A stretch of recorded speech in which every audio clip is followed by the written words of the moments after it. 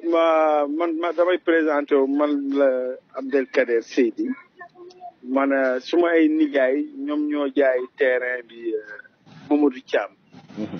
waaw terrain boobu nag c'était le prolongement de la maison mais tali bi moo ko séparé. ñu defoon ko jardin depuis les années 1957. Après par la suite ki ñu ko abaloon mu fay de jardin bon il avait pris de l'âge dafa jëloon âge dafa demoon ba mag mu restituer terrain bi. mu am kuñ ko abaloon mu tabax fa benn bâtiment depuis temps Ablaye Balde dafa jaay fëgg jaay. te nag par la suite nag dafa commencé woon am benn voisin daal moo doon bëgg di wax ni way bëgg a jël terrain bi. tey la famille ñu ne léegi daal comme léegi demee na nii nañ ko jaay benn yoon mu jeex. si la ñu jaay Thiam terrain bi ñu jox ko plan parce que famille bi ñu si gën a bëri Dakar lañ ñëwoon ils ont produit une procuration. ñu signé ñu enregistré acte bi jox ko. léegi nag ñoom ba Thiam demee ba commencé tabax na ba pare dëkk rek moo des.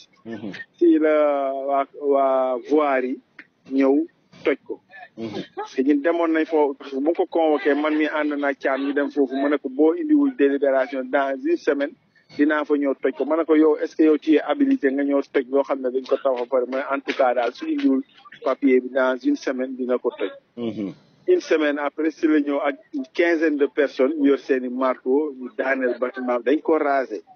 après ñu récupérer tôle yeeg bant yeeg fenêtre alum yeeg porte yëpp ci seen oto yóbbu ko voirie yi. ok. ci la Thiam déposer plainte ñu arrêté leen. mais depuis ba ñu leen arrêté seen membres yi waa mairie yi ñu ngi jaabante ci Thiam pour ñu trouver une solution à l'amiable. tey nag la ñu rencontré wu ci bureau procureur. ñu waxtaan ba juboo léegi ñoom ñu proposé Thiam ni dañ koy jox beneen terrain. ak 6 millions. ok. mais loolu ñu ngi ko koy jox dans un mois loolu la ñu wax procureur.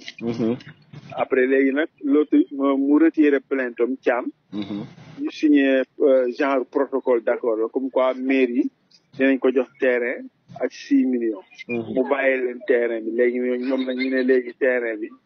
dinañ ko aménager. ñu def ko benn genre jardin public. ñu ne d'accord amul benn problème.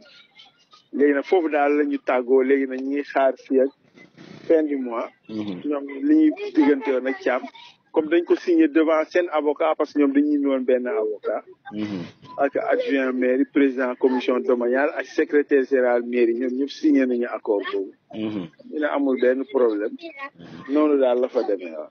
ok moi je suis un membre de la famille Seydi.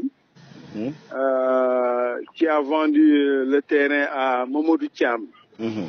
Ok, en fait, c'est mes oncles qui ont vendu le terrain à Mamadou Thiam.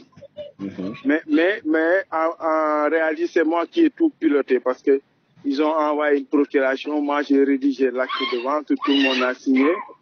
On a enregistré l'acte au niveau des impôts et domaines. Donc, on lui a remis un acte de vente, plus le plan. Et moi-même, j'ai déposé une demande d'affectation au niveau de la mairie à Ziguinchor. J'ai même la décharge avec moi. Au niveau du procureur, bon, parce que depuis que les agents de la mairie ont été arrêtés, il y a eu un défilé chez M. Thiam pour trouver une solution à ce problème-là.